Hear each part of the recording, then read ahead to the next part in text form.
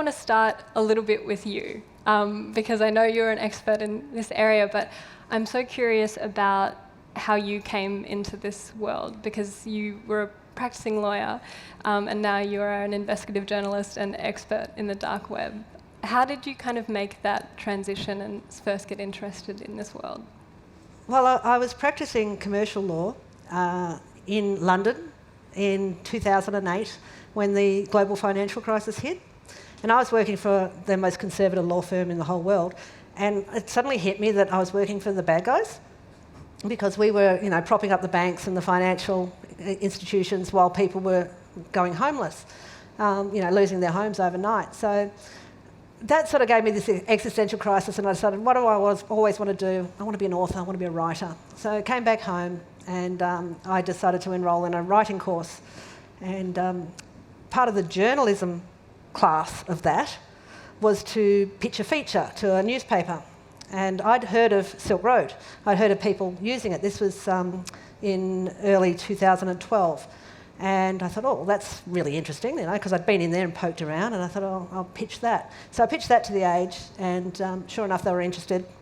And first article you've pitched, you get it into the... Well, the first article I ever had in print was a full page in The Age, back when they were like the broadsheet, the full-size things. And then after that, the editor said, oh, can you give us some more stuff on the dark web? And I very quickly became their go-to journalist for the dark web. So, of course, I was hanging around in there every single day. Then I decided I'd write a book. And I told the owner of Silk Road that I was writing a book, and the people that worked there were very supportive. I was one of the very few non-anonymous people on the dark web. So I was out there very open about who I was and what I was doing. And I found that people were very, very ready to come and give me their stories. And so as you were kind of getting to know this world, what are some of the rules and structures that you saw popping up, like as you started to understand how this world kind of sorts itself and organises itself? Like, are there rules to the dark web, or is it as anarchic as it seems from the outside? Look, a lot of it's market forces. So because of that 5-star rating, those vendors, there were so many vendors on Silk Road that they had to compete against each other. So they had like sales and giveaways, and they did anything to hold on to that 5-star rating, the same as an Uber driver does. And it worked the other way as well, as buyers were also rated by the vendors. So if you were a buyer that had too many disputes, because disputes would go to an admin at Silk Road and they would decide who's more likely to be telling the truth. More often than not, a vendor would just say, oh, look, I'll reship it for you, and rather than risk that blow to their 5 stars. So that was one of the things that really really kept people honest, I guess, in there. Also, it's a bit hard to get into PGP encryption, but you can tell that even though it's an anonymous person, you can tell that you're dealing with the same person over and over, because they can encrypt their signature. And so if I was to encrypt something to you, only you could decrypt it because you hold the key. And that's how people know that they're dealing with the same person over and over again. So and people live and die on their reputations. So, you want to have a reputation as being a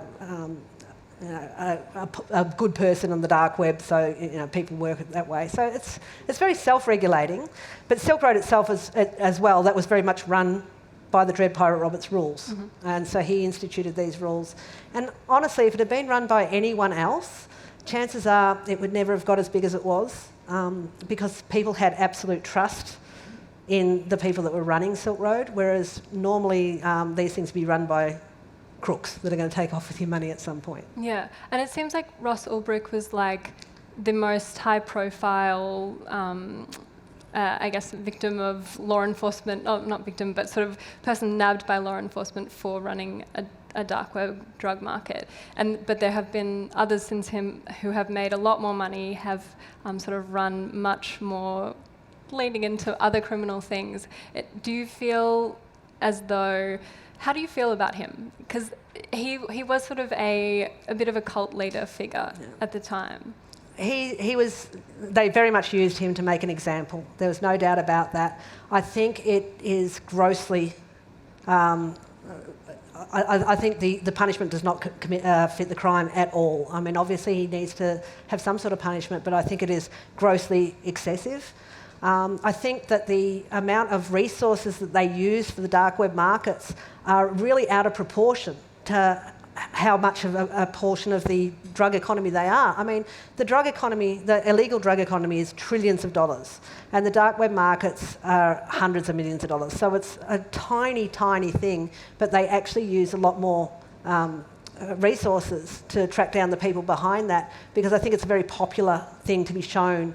And I think a lot of parents believe that their child will never go to a drug dealer, but their child might log on and buy some drugs. And I don't think that's really how it works, but I think it's very easy to sell that.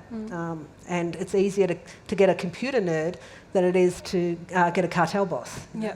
And I think the thing with law enforcement that kind of stands out in your book and in the other reporting you've done is how kind of old school they've had to go in order to shut down these markets. As you said, like Ross Ulbricht was found in a library and they sort of staged a sting so that he would be distracted and they could grab his computer.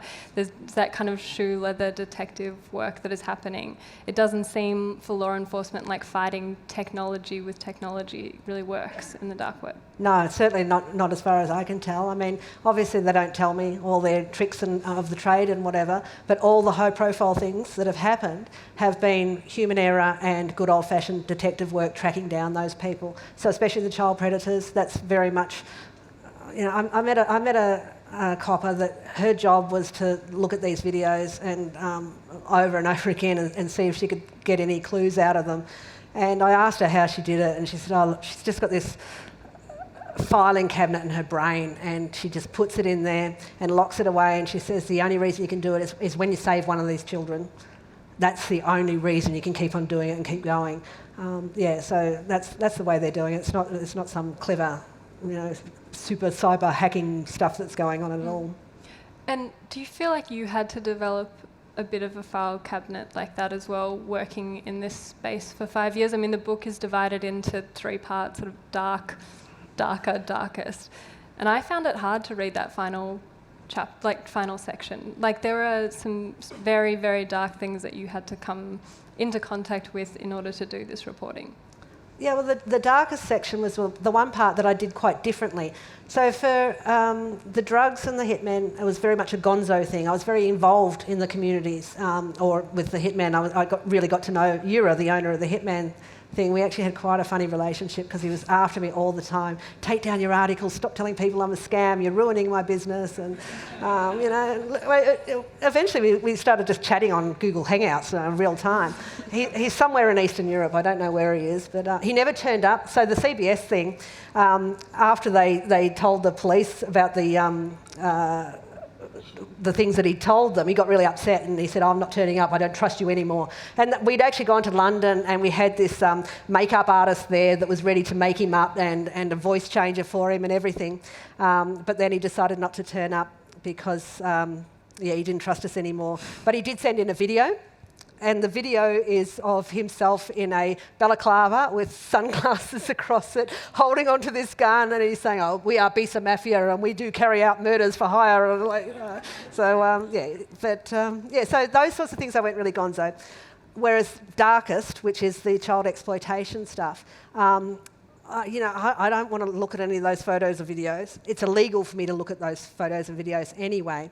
So most of that took place